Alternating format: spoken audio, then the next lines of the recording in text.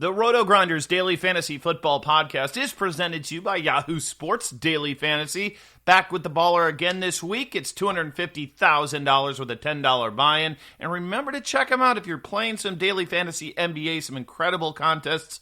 Always a fair rake. It's only at Yahoo Sports Daily Fantasy.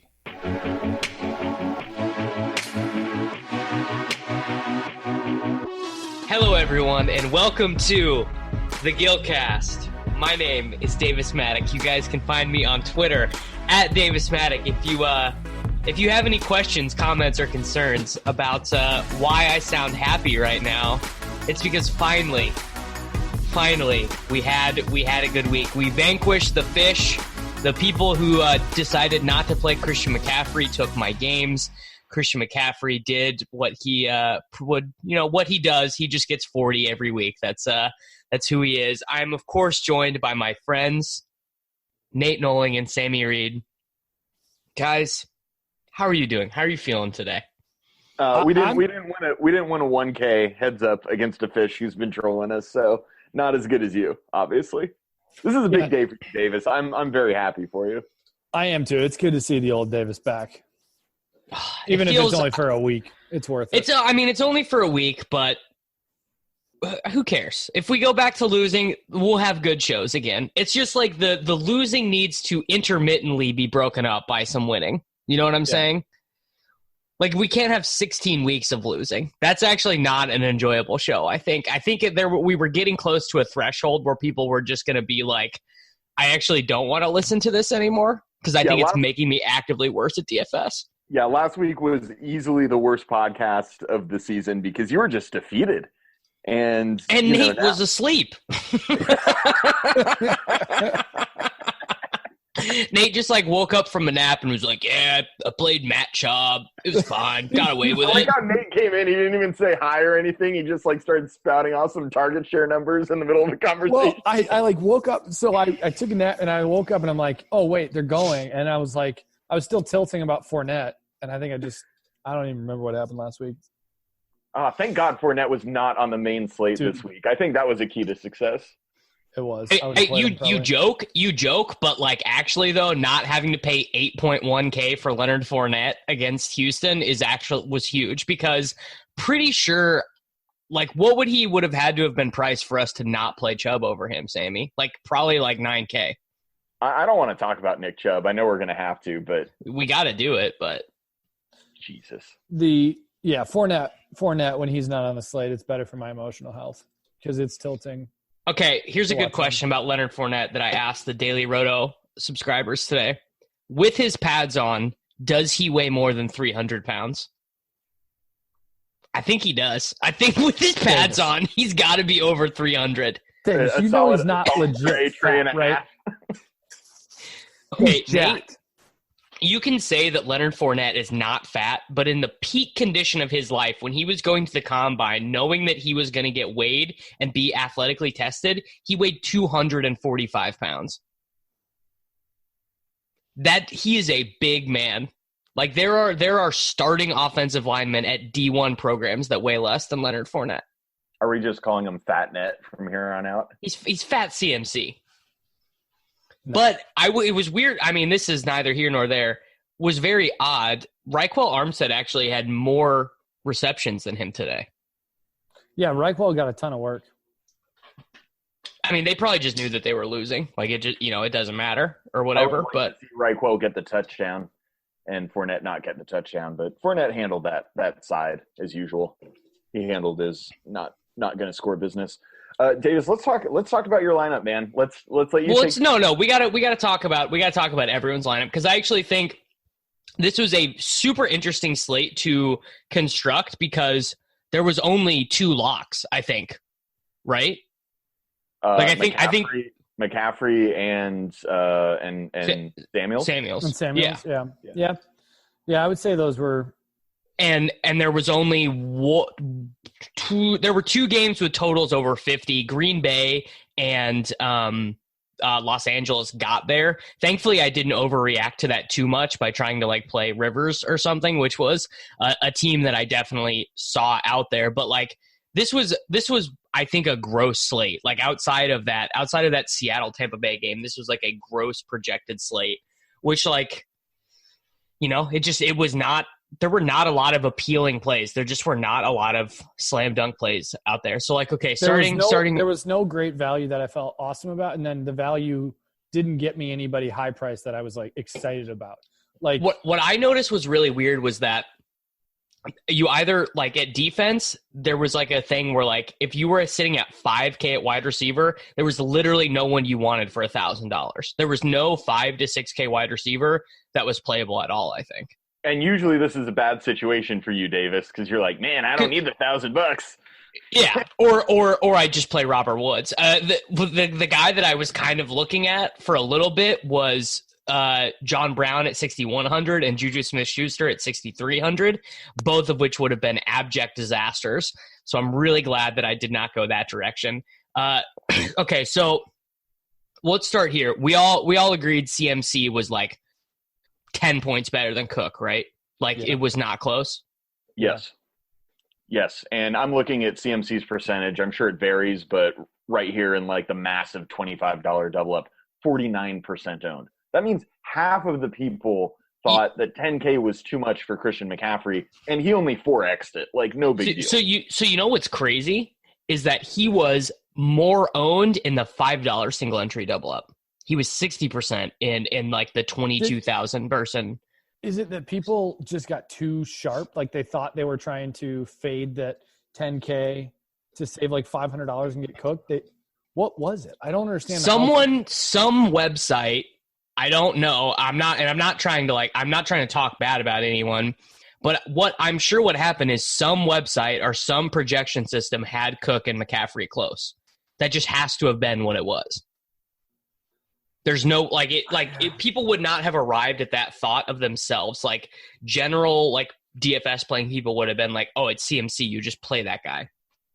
So the other thing is half of people are stupid and half are somewhat smart. I mean, we just drew a line down the middle of it's true. It's like the consensus IQ of the population, and that was Christian McCaffrey's ownership.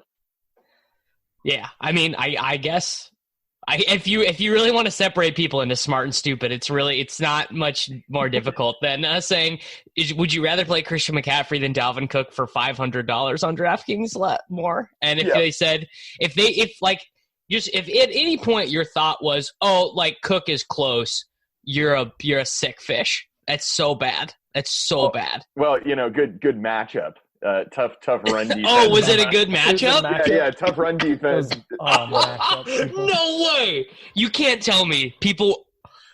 Oh my God, Kansas City's run defense is bad.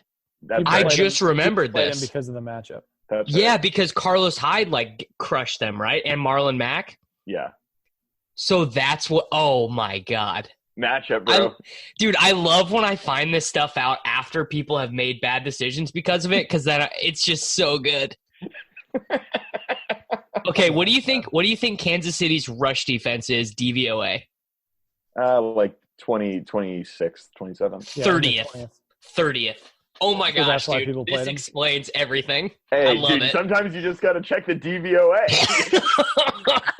Just throw it on back to 2016 and be like, you know what I'm going to do? I'm going to find some good DVOA matchups, and I'm going to. Dude, I actually for sports betting stuff, I don't use the Football Outsiders picks or anything, but when I go write my stuff up, I do use the DVOA just because it's very good shorthand for being like, this team's good at this team's bad at this. I think it's better than expected points. Yeah, I mean, the thing about DVOA is that it is a fantastic metric. I'm not hating on anything that Football Outsiders does. I use Football Outsiders. It's just not predictive. That's all it is. Yeah. Yeah.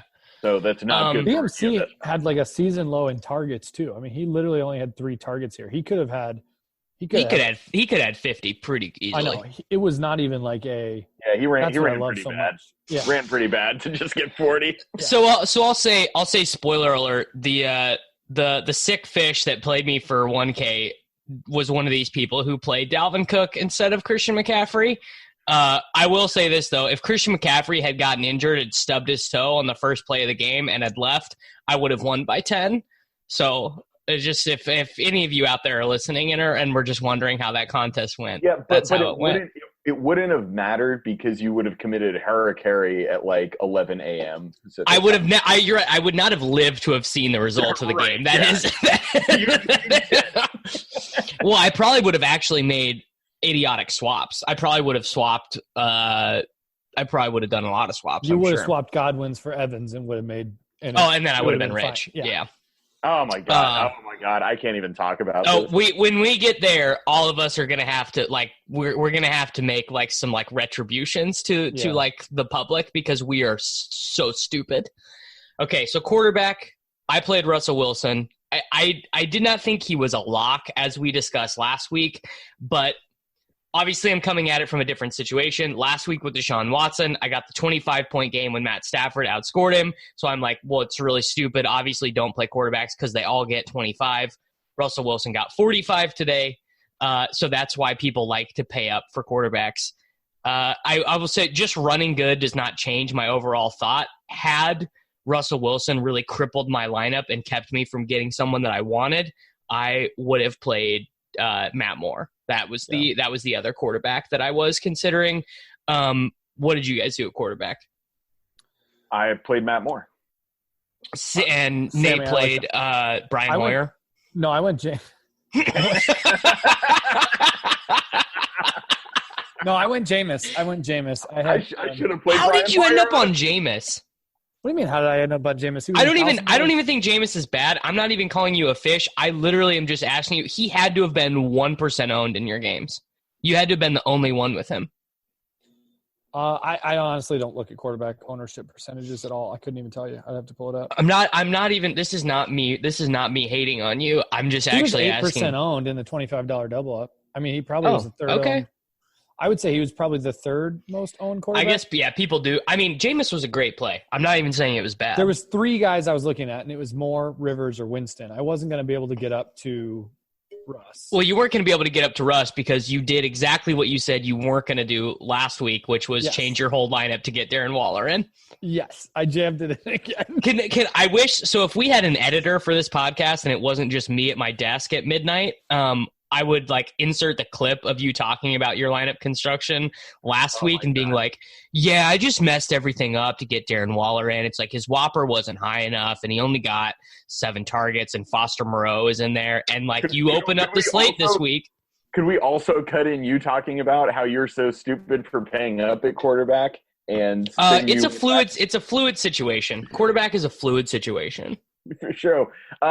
So I played Matt Moore, but can I just talk about how I ended up with Matt Moore? Because I tinkered with my lineup all week, and at no point, you were having a tough time. Oh, bro. My entire – I mean, no, it wasn't fine, bro. So what I had at – I mean, I'm on the West Coast at 950 was Derek Carr, and then I also had DK Metcalf.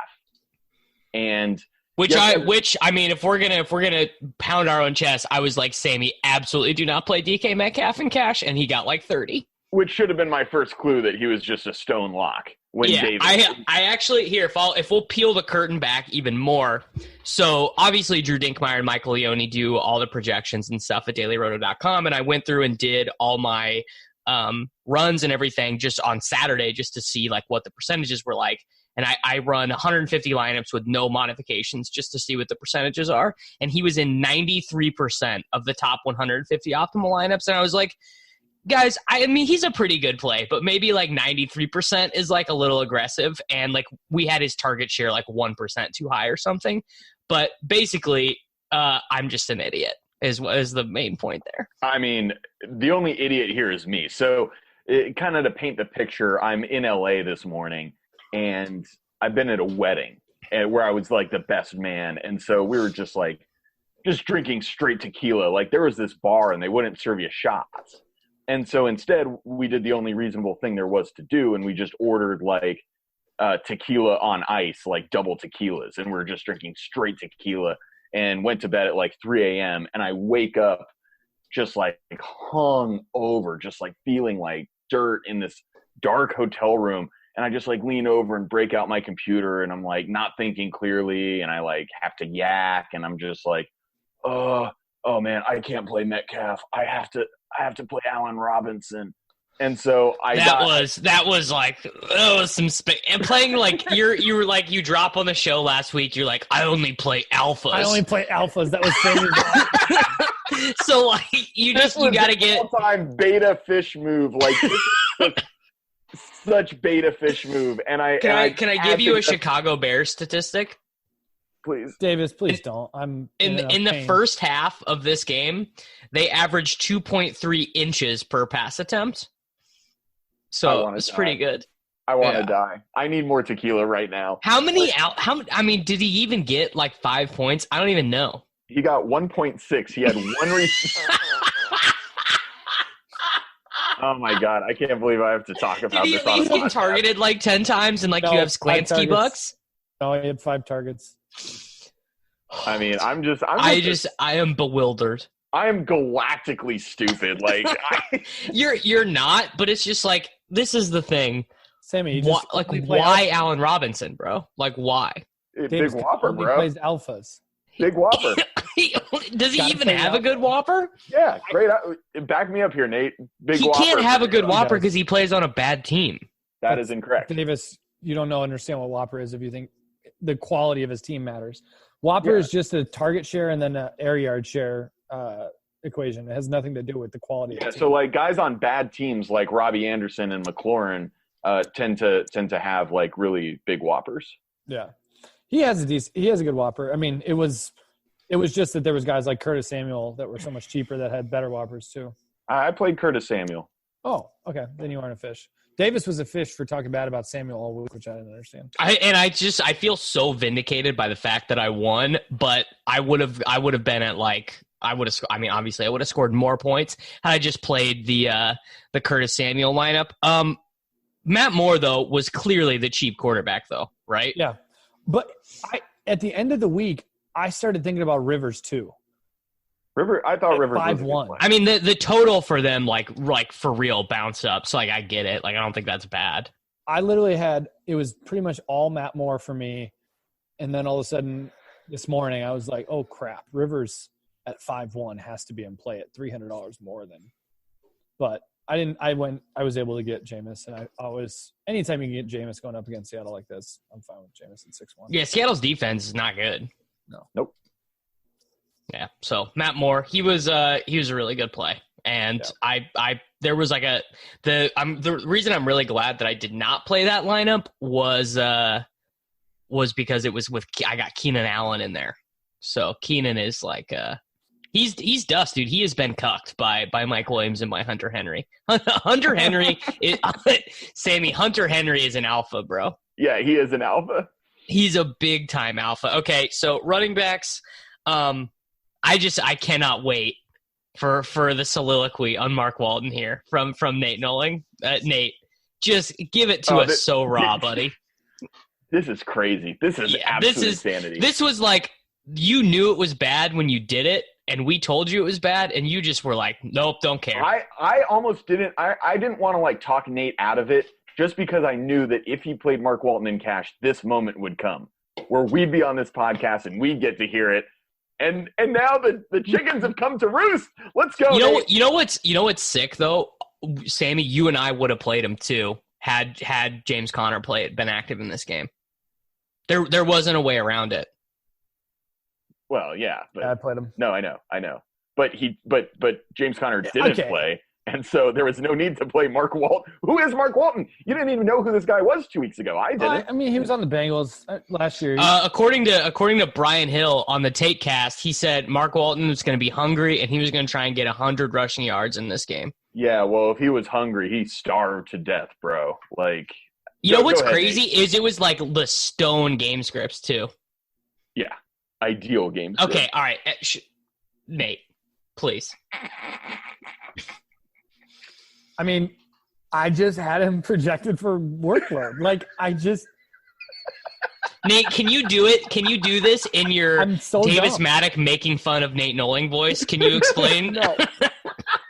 Like, I just thought, like, he had, like, an 87% snap share last week, and I had him projected for a .23 Whopper, and, like, you're just never going to get those sort of projections from a $4,500 running back. It was a tight projected spread, And I think he just ran bad to not get double digits, and that's just how it goes.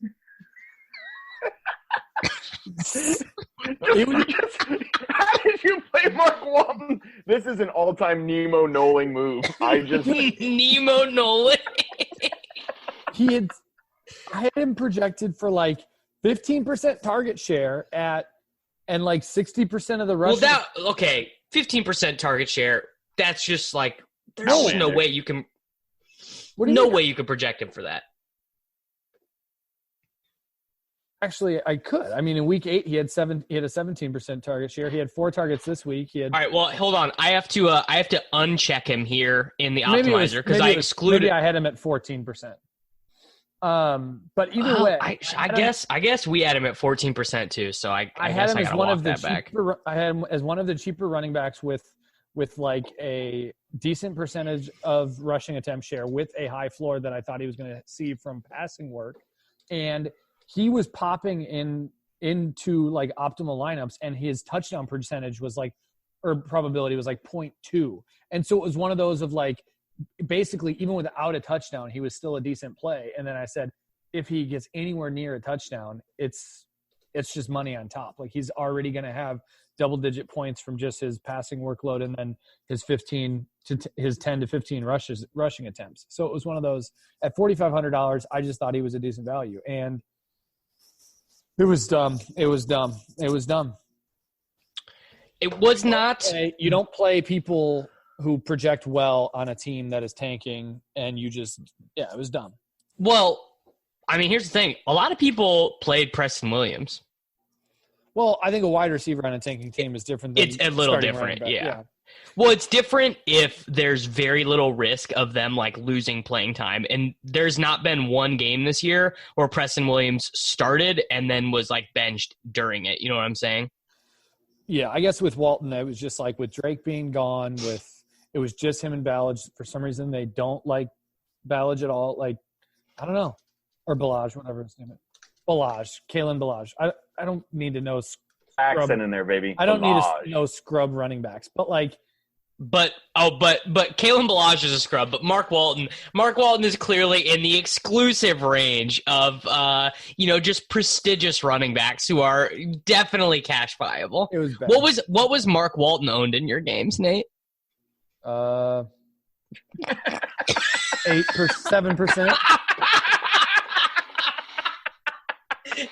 You went full ADHD with the play, just like just jamming in a dude you liked.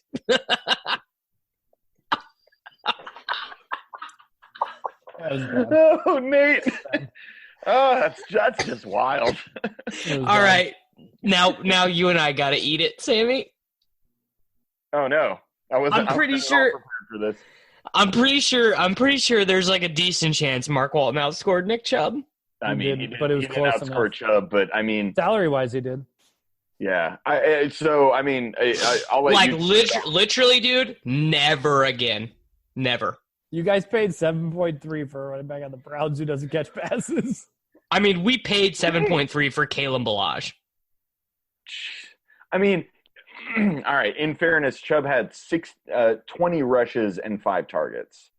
Yeah, this is like, by the way, this sounds exactly like me being like, Chris Carson had 89% of the snap share. It was the most snaps he's ever had. He had 21 carries and 7. Like, some of these dudes just blow ass. And Nick Chubb in this situation right now was just, you know what though? He only lost to what's his name, Cook, by 2. I mean, I guess that's true. But here's the thing, like, I was convinced all week that Nick Chubb was the Stones. Like, from the very beginning of the week, I was like, oh, bell cow, good matchup, DVOA, blah, blah, blah, blah. Honestly, like, I just thought he was going to smash. I thought Cleveland playing against Brandon Allen was just going to absolutely torch. Dude, Brandon Allen was just like, I ain't playing with y'all. Ready to slam dunk on the Cleveland Browns. Yeah, like Brandon Allen's like, I'm way better than Baker Mayfield, actually. And the truth is that the Browns are just insanely bad. And we need to get it out of our heads. I need to get it out of my head. Get it out of our heads that they're any good at all. This was just wild. I mean, there were so many better plays like Josh Jacobs was $800 less. I like Jacobs, but I just had to have Chubb. I was convinced he was going to smash this week, and he just did a Browns thing, and I'm a fish for doing this. Like I thought he was a lock. Here's the thing, though. We like legit ran hot to get double digits because he has not been that involved as a wide receiver. But Baker he never was so catches passes. Yeah, He's Baker was averaging so less than 3 targets a game. I mean, yeah, Baker was so bad because Cleveland was going to smash so hard. He was just going to get he was just going to get 2 touchdowns, Nate. Yeah, that's the thing. You don't understand. You don't even understand Browns football. What was going to happen is they were just going to come in there. They were going to be well coached. They were going to not do any stupid penalties. They were going to completely understand the game plan, and they weren't going to be – certainly Cortland Sutton was not going to put an all-time Moss on their first-round cornerback and absolutely dunk him into oblivion. And, I mean, it's just – it's embarrassing, dude. Kitchen's got to go. He's got to be fired. You can't lose this game. Nate, I had Chubb's touchdown projection at 1.2, and so I thought when he got 2 touchdowns that he'd be overperforming that, and he just had upside on the 1.2. Literally, like Chubb to me is like the same guy as just like a higher priced Marlon Mack type guy. I mean, he just doesn't catch passes. He's so I wish that I could get mad at you about that, but the only reason why he was that high for me, like why he was that high in our stuff, was because we had like such a good touchdown projection for him. Like if I was to like mess up his touchdown projection right now, he would be Marlon Mack. Man, he's if you check his game logs, man, they're really impressive. Nick Chubb's game logs. He's averaging less than 3 targets over the past 3 weeks. Nate, what you don't understand about Nick Chubb football, though, is that, dude, didn't you see how well he crushed against the Patriots? So I have the best defense in the NFL. He had 8 targets over the past 3 weeks, and he was 7-3. Dude, he's literally he's worse than Devonta Freeman. He got 5 targets, you know? That was like the best game he's had targets. But, dude, Nate, he had 350 rushing yards and 2 touchdowns the last 2 weeks. Yeah, Nate. He's like Emmitt Smith, really. That's who I would compare him to. I mean, dude, I don't know what my glitch is. Like, I never ever considered not playing Nick Chubb. So who was the third running back? Who was the? If it wasn't because I think that's the thing. It was probably who? No, Nate. What is wrong with you, dude? What did he say? He just said Adrian Peterson. At 4.2, he's getting the same amount of workload as Nick Chubb. Oh, my God. I don't even want to do a podcast with you anymore. What is it with you and these running backs, dude? Nate is so far outside the box. Nate is just galaxy braining all over this podcast. I can't believe it. Adrian Peterson? No, the third running back was Le'Veon Bell. If we wanted to do that, I think. Yeah, I like Le'Veon a lot, and I liked Jacobs a lot. I actually thought Le'Veon was the same play as Chubb. Le'Veon Bell had 2 targets the last 2 weeks. It's just that he's more of a receiving back. He has more. Le'Veon Bell's had more targets than that. Chubb has those big plays, bro. You know, I thought he'd just break one off. I don't know. You might as well just play Adrian Peterson at 4.2 if you're going to play guys like Chubb. Well, I mean, that is inaccurate. It seems pretty accurate, honestly. It's not, because he was a 9-point road underdog.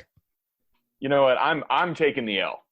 I'm taking the L too, but Nate going galaxy brain and trying to somehow equate Nick Chubb to the time that you played Adrian Peterson is unacceptable.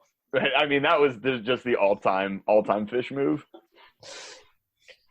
Okay, so I mean, and then I guess we all agree Christian McCaffrey and Jalen Samuels were just you didn't even consider not. Yeah, Jalen was 83.5% owned. I think I played Jalen in 100% tournaments too, just because I knew.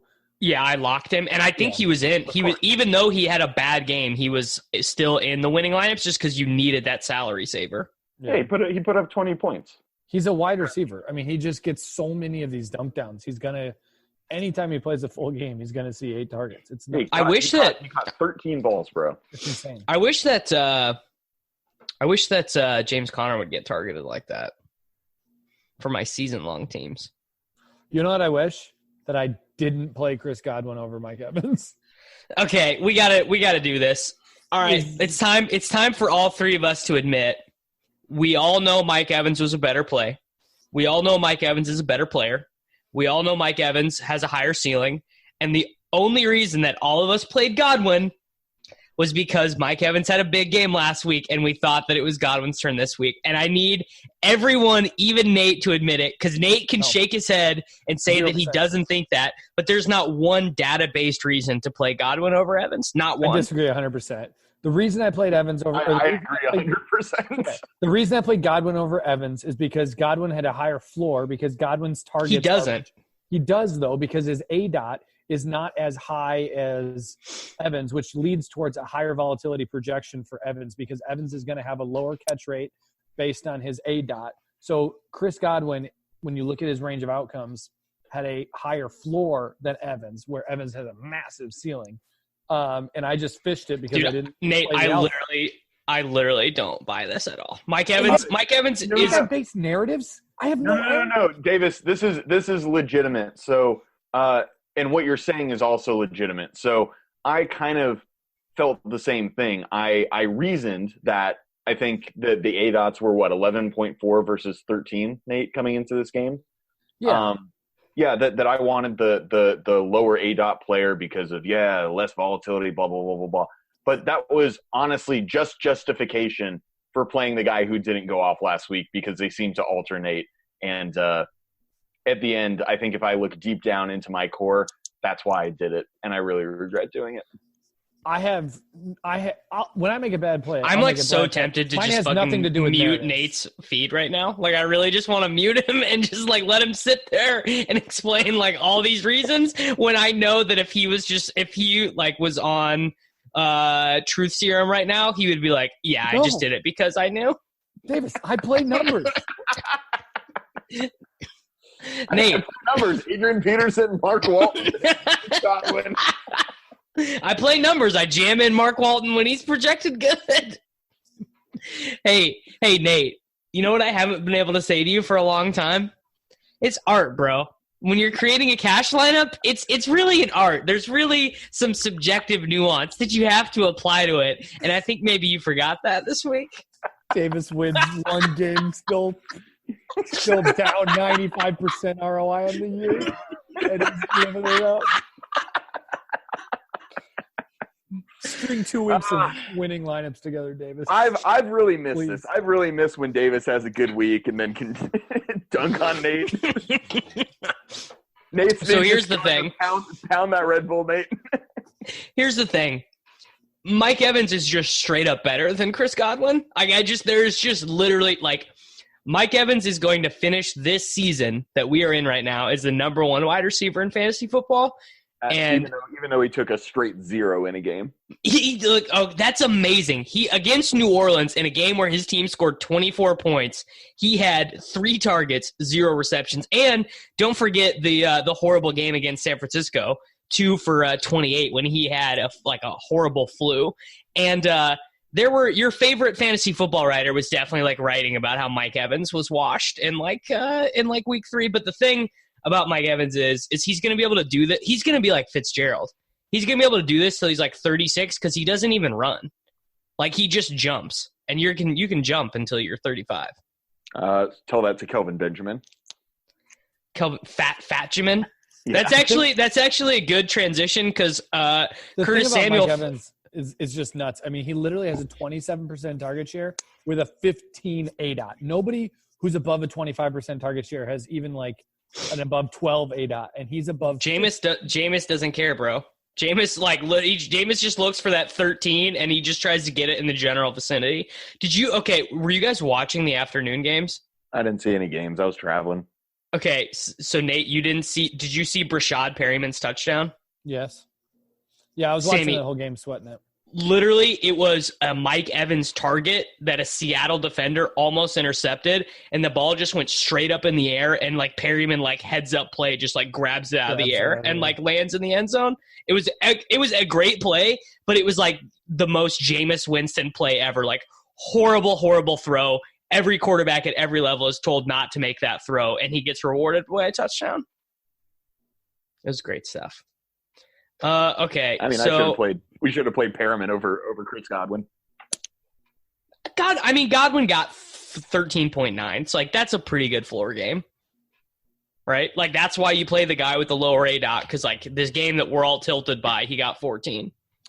Yeah, I guess the reason I was tilted is because I was watching it, and I watched Mike Evans dunk on my face continually through 3 hours. I mean, that's the thing. You just have to, like, Mike Evans is known to do, like, I won today, and I actually feel quite stupid because, like, there's not really a bigger Mike Evans backer than me, and I let myself be this sick fish who played, I don't know, whatever. Okay, let me ask this question. Another psychological question. You were talking about Evans was the guy who went off last week. You try to go to the other guy this week.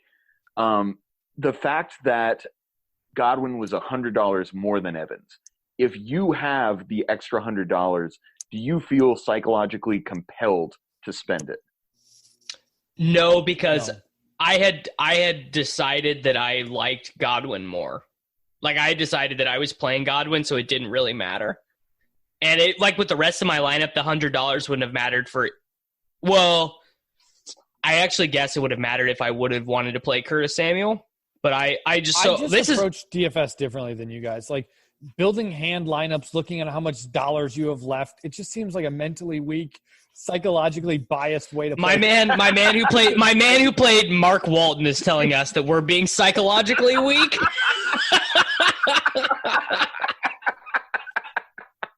Nate, I get trolled by 30,000 people every week on Twitter, and you're going to tell me that I'm mentally weak, bro? Get out of here. Playing Chris Godwin because you think Evans and Godwin swap weeks. Obviously, that's not actually true. I just, like, I knew that Evans was the play, but I knew that a lot of the other guys that I talked to about lineups were playing Godwin, so I just I didn't have a good argument. Like, I really still, after talking through this, I think that they are incredibly similar plays and have a very similar range of outcomes. They're not. Their roles on the team are totally different. Evans is on the outside and just runs deep every time. Godwin works on the inside and gets these much higher catch rate targets. I mean, from watching the game today, you should know then that Perryman actually played that position today because they didn't have a tight end. So, by the way, if you played Cameron Brate today, nice little bundle of tilt for you there. I think he I don't think I saw him once. Like, I think he was active, but I don't think he played.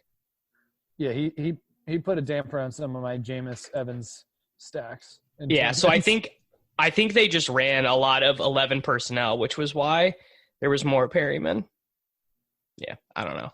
Okay, so the other two wide receivers that I played, DJ Moore, I guess we said at the beginning of the show, I thought there were only 2 locks. For me, there was 3 locks. I was never, ever, ever not playing $4,800 DJ Moore. And then the other wide receiver I played, and we should actually talk about this in like a non-confrontational way, but basically I just was not going to play Curtis Samuel and DJ Moore in the same lineup without playing Kyle Allen. I just think that's like, yes, from a median projectile perspective, I think it's good. I think it's one of those things that's egregiously bad when you're considering how the projections complement each other. Like, in a vacuum, it's fine. In the same lineup, when you're trying to focus on a 50th percentile projection, I think it's really bad. Sammy, what were your thoughts on playing Moore and Samuel together? I didn't like it for, I think, the same reasons that you were talking about. And one of the things about the swap. Samuel's not an alpha, bro. No, he's not alpha. I ended up playing, but I did consider DJ Moore close to a lock. I thought he was a fantastic play, and I sacrificed him to get up to Allen Robinson yet again because I had to make 2 sacrifices. I had to go down from Carr to Moore, and I also needed some more money, so I went down from DJ Moore to Curtis Samuel. Also, I could jam in Allen Robinson, and that was just a spectacular fail. Complete spectacular fail. Let me just tell you guys, if you're ever hungover 10 minutes before lock, don't do a 3 for 3 versus 3 swap under any circumstances. I would have had an amazing day if I hadn't done that. And instead I just had like a whatever okay day. So Awful. I'm just going to go off on a little bit of a rant here. I think you guys are idiots for the way that you view Curtis Samuel. Literally, here are the top 4 wide receivers in air yards this year.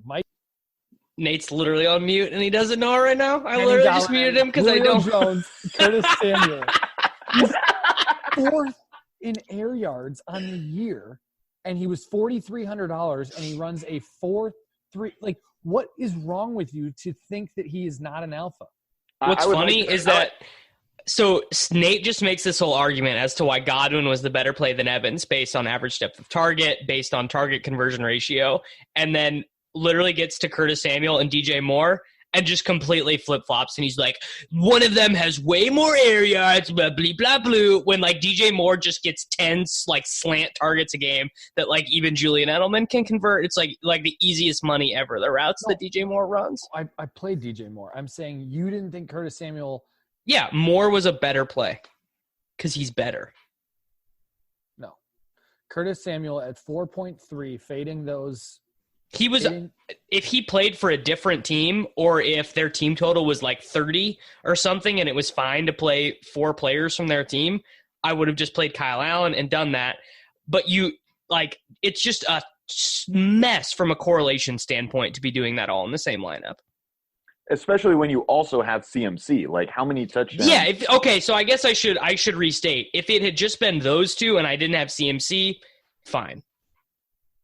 But you're getting yourself into, like, an extremely thin spot where, like, if that game turns into a punt fest or the defense gets, like, if the Panthers had that interception return for a touchdown, I guess it wasn't returned for a touchdown. If their interception had been returned from a touchdown, they lose a whole possession. Samuel loses 2 points on that drive. Moore loses the bonus, and CMC loses a touchdown. So you're talking about the loss of one possession being a loss of, like, I guess it's like 15 point, like, no, more than that. It's like 22 points to your net lineup. But what do you think about Davis's math, Nate? I mean, there's a finite number of possessions you can get, and you limit the amount of potential possessions on your roster if you're just jamming dudes in from the same team and not using the quarterback.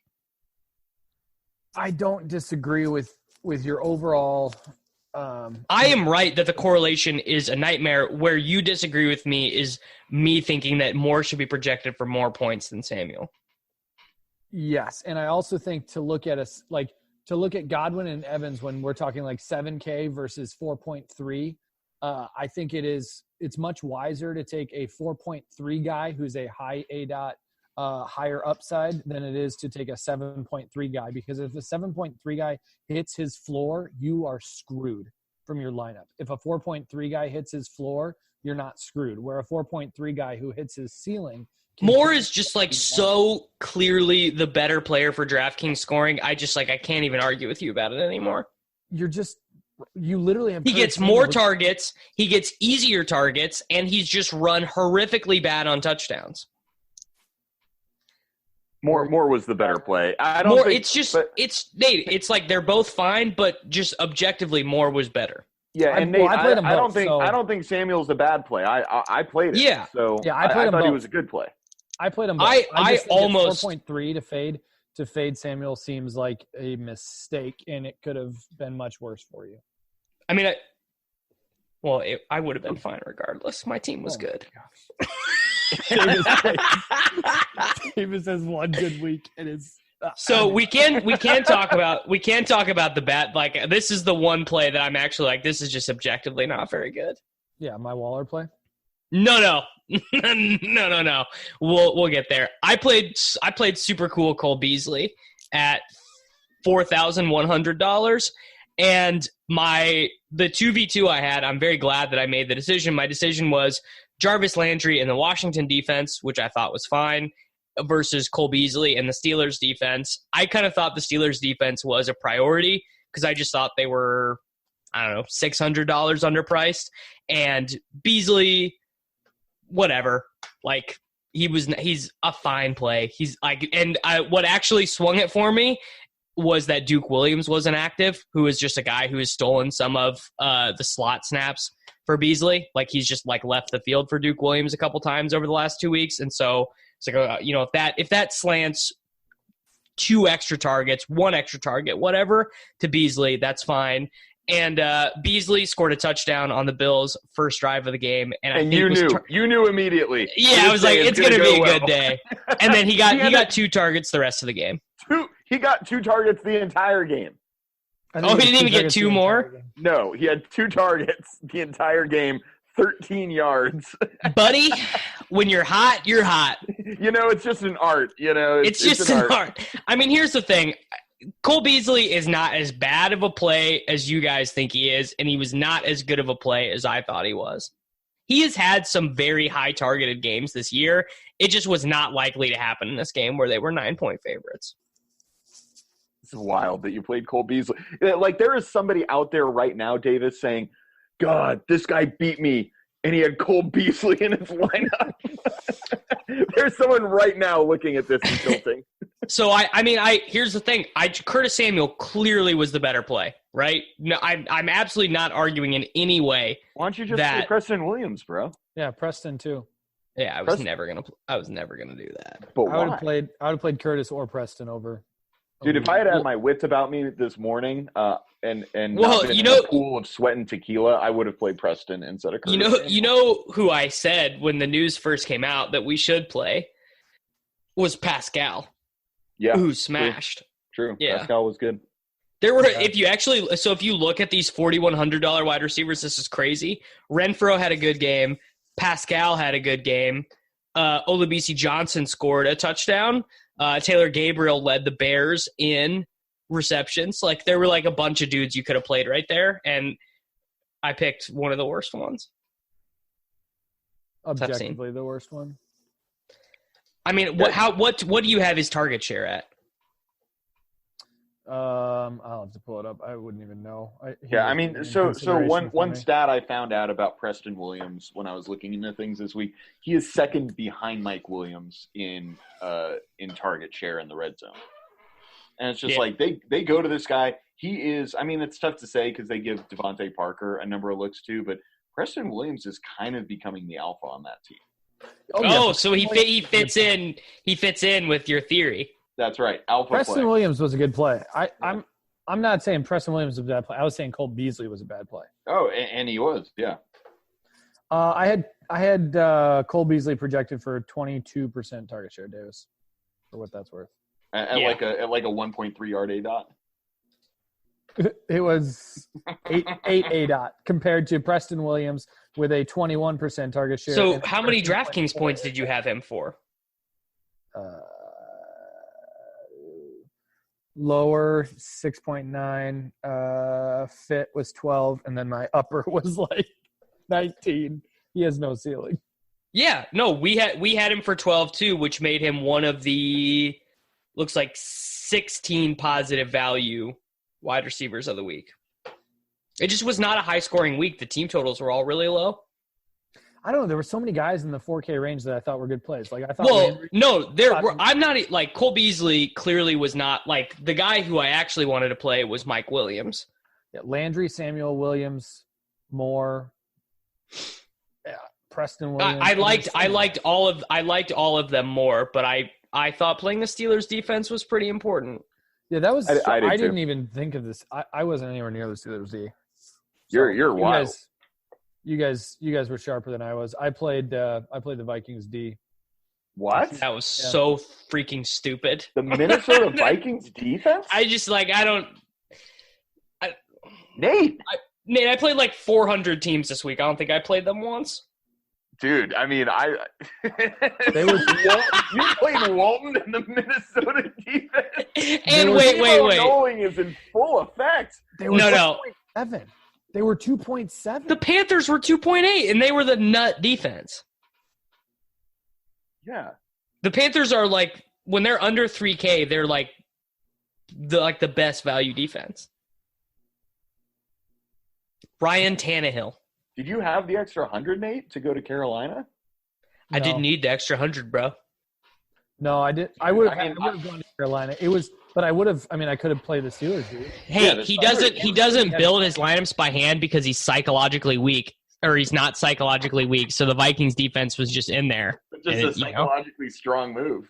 to jam in the Vikings defense. That's a very high T move to just be like, you know what I'm doing? I'm playing the Vikings defense on the road against Andy Reid, and I'm just going to live with the consequences. Arrowhead. 2-7. Yeah. Nate. I'm not gonna. Defense doesn't matter. I mean, I'm not gonna care. Defense doesn't matter except for when I play the Bills against the Patriots. Then all of a sudden, it's a federal offense to just play a random defense. I'm not gonna whip myself over. The Vikings were fine at 2-7. No, they weren't. They were actually like most weeks. I would agree with you that it's fine, but there were better options, and I think you just got lazy. How did you? I'm like, I don't know how I would have landed on the. Talk to me about the Steelers D because I missed it. So they were cheaper. I could have gone with them. They're really good. That's Really? I think the biggest thing right there is like they're good in adjusted sack rate. They're good in pressures, quarterback hits. The secondary is all really good, and Jacoby Brissett is really good when the Colts are leading games, but he's been bad when they've been trailing in games. And the line moved after T.Y. Hilton was out. They were a dog, so it just. Were they popping in projection out? I didn't see them all week. Like, I mean, I'll just say the Steelers. I think since they got Minka Fitzpatrick, their sacks have gone 8, 5, 1, 4, 5. I mean, they're just like crushing people. Like, Yeah, they are. dude, they have first round picks, like number 1 picks at like all levels of the defense. They're super strong. They blitz a lot. They pressure the quarterback a lot. They're a really good defense. They can maybe make the playoffs in the AFC now. So Sammy's just like getting ready. He's like, we got Mason Rudolph, we got the ground game, we got Jalen Samuels, we got the defense. We're ready to go. Going into Foxborough with Duck Hodges. I'm ready. I'd rather have Davis. What did DR have defense? Like the defensive values, because the Steelers were the 5th defensive value, but they were projected for more raw points than 2 of the defenses projected ahead of them. Though, Nate, I will give it to you. The Minnesota Vikings were projected for more points. So, Sammy, you muted yourself for a second. Oh, am I back? Yeah, you're back. The last time that the Pittsburgh Steelers had less than 10 DraftKings points was week 2. Yeah, they really have been crushing. I missed it. I was looking at the Redskins going way down or going up to.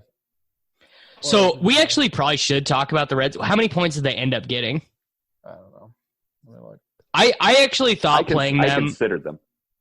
So even though like not being results oriented and being like, oh, I beat my dumb fish who played Danny Amendola and Keenan Allen and Cash against me. Wait, Danny. Okay, hold on. I'm just gonna give. This guy put $1,000 on the line and did that. Okay, so this was the 1K lineup. Let me see if I can find it here. By the way, Nate, he still didn't play Mark Walton. Yeah.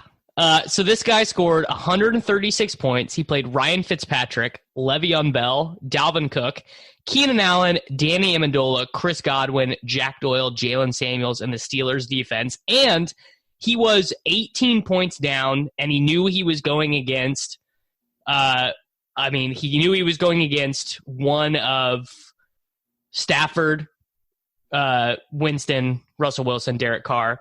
And he elected to keep Chris Godwin in instead of swapping. Like he had wide receiver slots open and he could have swapped. And he was just like, you know what? I'm dominated, but I'm just going to keep Chris Godwin in, even though that's very clearly I had one wide receiver slot open and I had whatever quarterback plus Chubb plus Godwin is. So like a lot of cap. So clearly I had one of those guys and he just stood pat. God bless America. It's a great place to be. So what happens this week? Does he offer you another game, or do you go back and offer him another game? My guess is that he is going to offer a game. If I beat him again, I think he'll probably tap. Yeah. Seems like, and he played me in Showdown tonight too, and he played Ryan Izzo. So he lost by 20. Sharp. Just sharp. Ugh, tough scenes. Okay. So Nate, Darren Waller. Yep.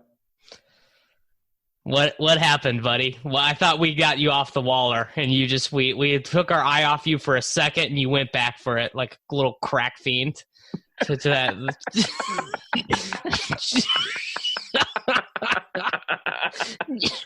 Hey, bro, you got any more of that Spark Score tight end? You got some more. You got some more Whopper, bro. I need some Whopper right now. I need some Whopper right now. High scoring game. High scoring game. Always a good. I love when the logic starts there. Oakland, Detroit. I thought it was going to be a shootout. He had the highest volume I projected on Oakland. Hey, you were right. It was a shootout. I thought he was going to be a volume monster, and just I mean, he'd put up massive games in games where Oakland was like never going to score any points, and so I mean, a tight end with a 25% target share with his air yards and things like that. I was like, man, it seems like a smash play. It wasn't. What, like 6-3 this week? Yeah. Is that right? I had just paying the tax, bro. Just like this guy, like this is like what like Travis Kelce used to cost some weeks. Like George Kittle has been less expensive than this. I mean, to be fair, it must be painful to watch Foster Moreau continue to cut touchdowns. Oh, it is. Oh. When you watch Hunter Renfrow and Foster Moreau running around catching it's so the definition. Should we give like some real football talk right now? Do you think the people would like this if we like went from like an organizational level to explain what's going on with the Raiders? Probably not. Well, I'm going to try. So they're actually good. And I don't mean good in the sense of like able to win games, though that is a byproduct of it. John Gruden hired a lot of really smart people that all believe in the same offensive philosophy as him. And they have all the players like ready to go. So they just can throw in dudes like Foster Moreau and Hunter Renfrow and Keelan Doss and the guy from the Packers, Trevor Davis, like, because the West Coast offense is like a pretty simple offense to understand. Every wide receiver only needs to know like 5 routes. And so it's just like, I don't think that any player in this offense was ever going to sustainably have a target share that high. Like, I just think that was a system that's like, so like, this is Sammy. You'll actually appreciate this analogy. So you know, like how when a new advanced stat happens in baseball, like exit velocity, everyone treats that as the true skill level. But then, like when you think about it, you're like, well, why wouldn't exit velocity regress like everything else regresses? It's like someone can have a 30% target share, and then you can just like look at the situation and be like, actually, that's like too high, and that's not going to continue. And I think that's where we're at with Waller. We're in like the target share regression segment of his season. Nothing you just said over the last minute and a half made any sense at any point. We're all dumber for having listened to it. No, that was real. And may God have mercy. May God have mercy on my soul.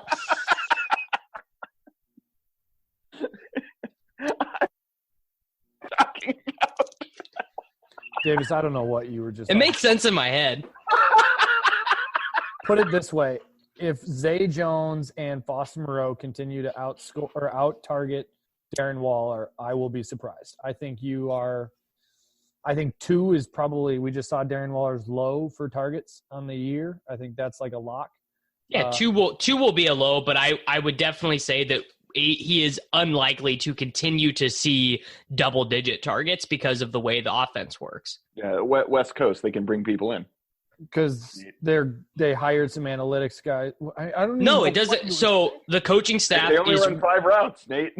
The offensive coordinator and John Gruden is a good coach, and he realizes that just like doing like what the Eagles do with Zach Ertz, like loading up one dude with like 15 targets a game, is not optimal for their offense right now.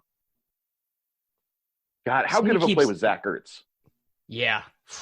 Which is I think we all start. Well, at least I did. That was like who was in my placeholder all week until the Doyle stuff. Yeah, Ertz was a fantastic play. Nate, walk me through not just taking the stone cold layup that was Jack Doyle.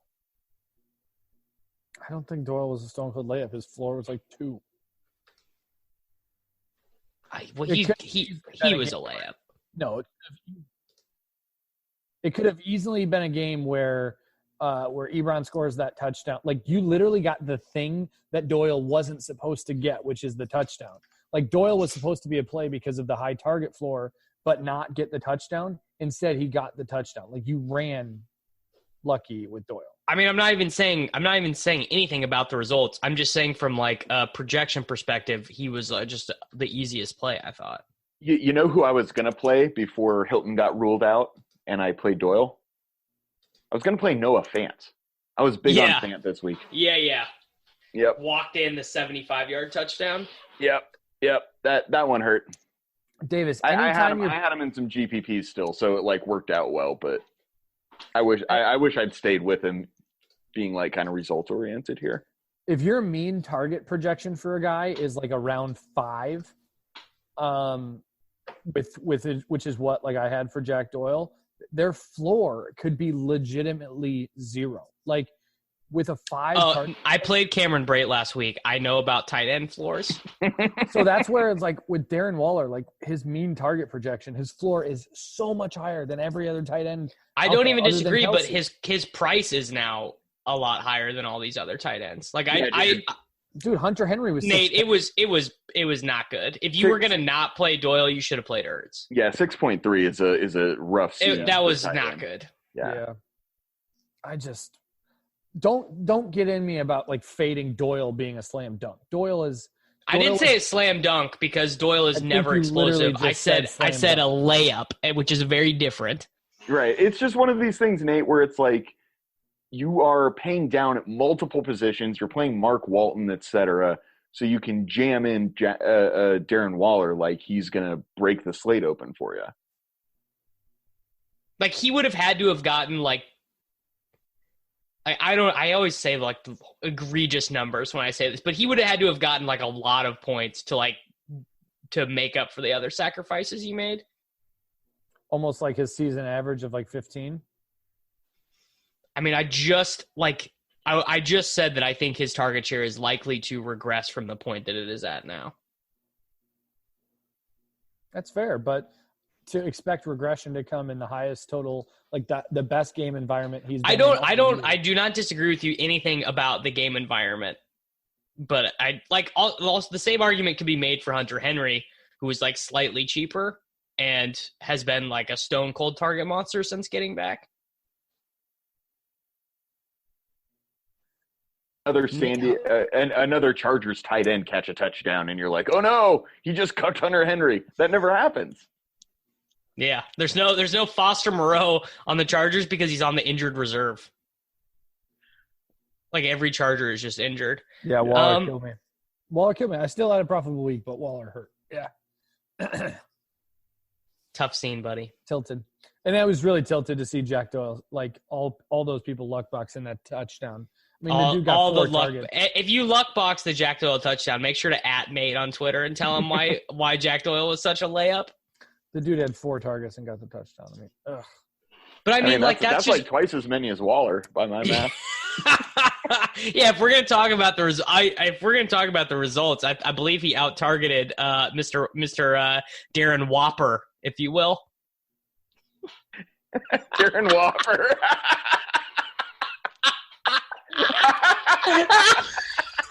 The reason I'm tilted right now is because I'm going to fade Waller next week, and he's going to have. He's getting 40. Yeah, and I'm going to throw something. Didn't you not play him against the Packers when he had 35, or did you? No, I've had a lot of Waller this year. No, that was. I think that was the week you played Andrews. It was. That was the week you played Andrews. I had Waller because Mark Andrews. By the way, it's nice to know he's unplayable now. So that's it's good that it happened not on a main slate. I'm really glad about that. Nate, how many consecutive weeks has it been that you've played Darren Waller? Are we at like 4 or 5 now? Probably. I mean, he's literally like broken the target projection for tight ends every week. And here's what I don't understand though. Like I do not like Sammy, do you remember Nate jamming in Travis Kelce last year? Because up until this point, Waller had not been priced for it. He was in this slate, and I guarantee you whatever projection you had for Darren Waller this week, Travis Kelce literally pooped on it last year any week. He was far and away the best tight end every single week last year. Kelce was way more expensive last year. Kelce was and Kittle too. I played a lot of Kittle last year, and Kelce was like 7,500 last year. All right, well, I'm going to pull this slate up right now. I'm going to see if there's salaries, and let's see how much Darren Waller costs. Oh, yeah. Oh, buddy, you are running like God, not even on the slate. Thank the Lord. Oh, here, you know what? We will literally get to test Nate's theory on if he actually believes this or if he just loves Darren Waller. Travis Kelce is 6,400 at the Tennessee Titans. He's priced like Matt Moore as his quarterback. Matt Moore is not going to be his quarterback next week. Mahomes is going to be back. What are you going to play him? Or are you going to play Vance McDonald at 3,800 or whatever it is that you do? I'll have to pull up the project. I don't know. Oh, he can't. He's got to play. Because he's psychologically strong, so he can't even answer. I'm not going to make a decision on a podcast the week before I've even looked at anything. I will tell you this. You know who I will not be playing? Mark Andrews at 5,200. Not a chance. Ooh. Maybe. I don't know. Maybe I will. I'm just excited to see what cheap tight end that I'm going to play. Who's 3K? Well, Doyle against Miami is 3,600. So if T.Y. Hilton is out, that's who I'm playing. Probably. Yeah, I'm good on that. I survived my against Doyle Miami, bro. The flow chart. If they're playing against Miami, they're a good play. Nah, I survived my Doyle experience. I'm one and done. Yeah, you get up and leave the table with all the chips, Davis. You don't. That's right. I think my fish will play Gerald Everett 4,500 against the Steelers. That's my prediction for what my fish will do. So, guys, Gerald Everett's good. He played Gerald Everett against me before. He got 3 points, and he still beat me. Love to see it. Hey, great show. The best show, I think. Actually, one of the best shows this year. I think we got to call Nate Nemo Knowling. I kind of had forgotten that we had that nickname for him. He played Mark Walton. He actually played a fish in cash, a Miami fish running back. You love to see it. All right, that's going to do it for us here at the Gillcast. If you hate the shows where I actually forgot to mention this. Thank you to all of you who sent me head-to-head invites. I kept account. So I can't accept the $1, $2, and $3 ones because I'm maxed out at those games. So if you ever send me a game, send it for $5 or more. And all of you who donated to the cause with your terrible lineups, it was great. I accepted at least 25 of them from you, and I think only one of you beat me. That accepted me in a head-to-head. A couple, I'm giving bonus points for creative names. One of them was Heads Up for Cans. I really like that. I thought that was pretty good. So I'm much more likely to play you if you have like a funny name in your head-to-head invite. If it's just like Maddock, you suck, you fish. I'm not going to guarantee it. I'm going to take game. This acceptance speech is just so over the top. Davis wins 1 week. I'm literally, guys, I'm trying to drum up more games. I wish that you would not interrupt me while I'm doing this. Because guess what? If they listen to this free podcast, they're probably not that good at DFS. So that's going to do it for us here at the Gillcast. And, folks, we'll see you back next week. Hopefully, for all of you out there, at least one of us will be on a losing kill streak.